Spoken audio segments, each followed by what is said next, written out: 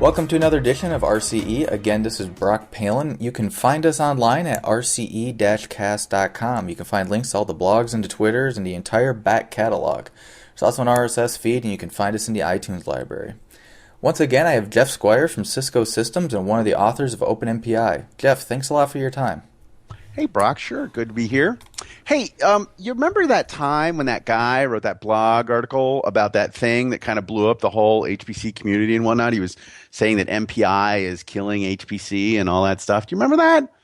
You're talking about our friend to the north, and some of us wrote some replies to that and had different takes on what was going on. Yeah. Okay, so that's Jonathan Dursi. So what do you know about Jonathan? Well, he seemed to actually raise a bunch of interesting points. I can't say I agreed with everything that he wrote, but he did raise a bunch of good points. I'm kind of thinking that we should have a special edition of RCE and actually talk to this guy, different than our normal, talk to an HPC project and stuff like that. Let's talk to someone who's actually using all this HPC stuff, and let's go in depth about that blog article. What do you think of that? Hi there, Brock. Hi, Jeff. It's Jonathan Dursi.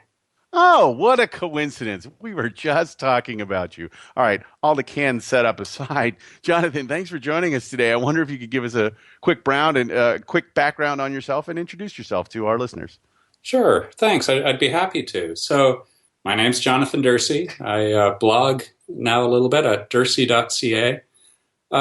And, like a lot of us, I think, in this field, I started off in HPC as a user. I was an astro grad student at the University of Chicago's ASCI Flash Centre back in the day, where I had to use and develop large HPC simulations. And like a lot of us, I got more and more interested in the computing. I did a postdoc here in Astro at the University of Toronto and ended up joining a new HPC center here, SciNet. And so there I had the opportunity to work with a lot of different users doing a lot of different things. I also helped out sort of coordinate talking to people at other HPC centers. And most recently, I'm lucky enough to be working at the Ontario Institute for Cancer Research, where I'm working on cancer genomics, computing, and algorithms. And I'm really getting exposed to a lot of different things there. Cool. All right. So it's in the context of all of this stuff that you wrote your most recent series of 2 or 3 blog entries or so. And wish we could have done this a little bit earlier, but it took us a week or two to get us all so that we could schedule together for this recording or so. But I don't want to say just read off the URL to your blog because it's too long to listen to. But it's definitely in the show notes. And the short version of it is dursi.ca, dursi.ca. Go to the blog links under there. And so if you're listening, you'll be able to find the specific content that we're talking about on here. But Jonathan, I wonder if you could just give us a summary of what your message is and what are you trying to say? Yeah, so this is the most exciting time to be doing big technical computing that I can remember. And I've been doing this for a little while. So there's more big numerical computing tools available to us and our users that we can choose from, shape, improve, than ever before. And there's this moment where we in the community can decide what we want HPC programming to be like for the next 5 or 10 years. There doesn't have to be so much repetitive boilerplate that we're asking researchers to do. We and the researchers can really get to the good parts.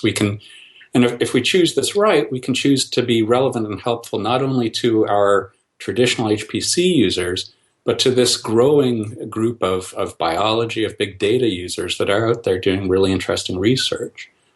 And so when I wrote this post, HPC is dying and MPI is killing it, I was really concerned that we as a community were sort of sleepwalking into this really exciting and rapidly changing time, sort of stuck on default, doing things the way we've always been doing them for the past 2 decades.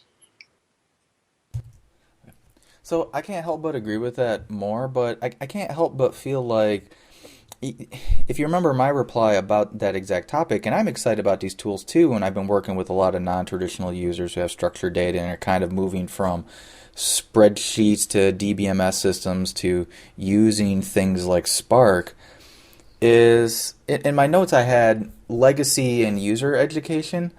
Right. But it's almost not legacy, it's almost like latency. How do we push forward faculty and students being aware of this stuff? Because if you ask them, they don't even know these things exist. I think that's exactly right, and it's a tough problem because even we're just learning about some of these things, right? I think it is true that we, people who work at, say, HPC centers, researchers and especially grad students and postdocs do to some extent look to us for guidance on what technologies to choose. They're the ones taking our classes and showing up in our offices with questions. So I think we collectively play a pretty big role in deciding what gets used by nudging researchers in various directions. Of course, you can't force a faculty member to do much of anything. There are people who are using their own tools, and that's what they're happy with, and that's great. But people who aren't sure what they want to use, we have a responsibility to guide them towards tools that will work best for their research. And that's not always necessarily the stuff that we have the most experience in. So nudging things forward, or changing directions will take some time. And that's why I was really insistent that we start thinking about this now. And this will require us staff to be learning new things and interacting with the broader community, learning how people solve different problems. But that's why I took these jobs. That's what really excites me. And I just want to say, I really think this podcast actually does a lot of really good work exposing us, the people who are going to work with the researchers, to a whole bunch of tools that are out there that a lot of us wouldn't hear of otherwise. Flattery will get you everywhere on this show. Absolutely.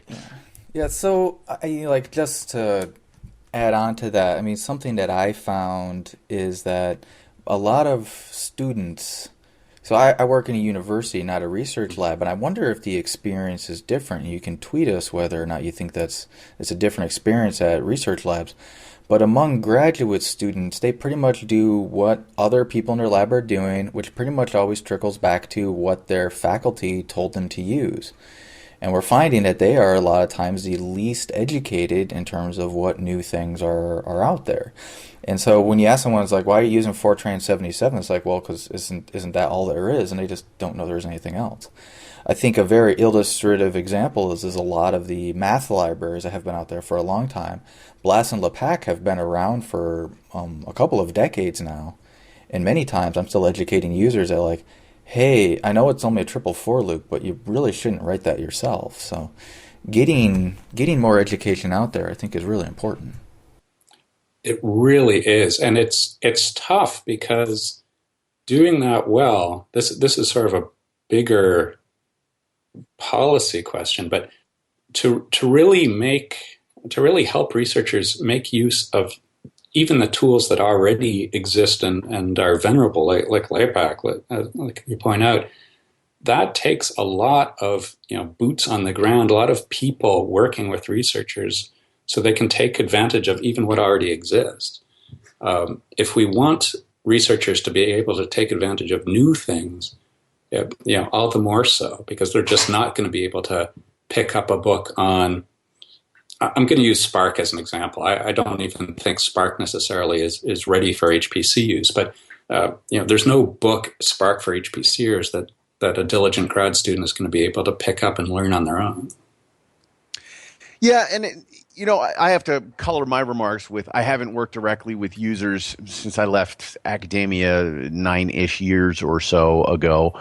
I work with some customers and whatnot, but it's not quite the same as just walking down the lab because there's some faculty member or grad student and whatnot. So temper all my stuff, all my answers here with this. But I generally want to agree with you, and it's such a huge problem that there's multiple dimensions to it. There's not just getting the education out there, but getting people to pay attention to the education, right? The pressure back when I was in academia, and I'm guessing it's still the same, is the whole publisher perish, and they are looking for the fastest way to get their results with the minimal amount of education of the junk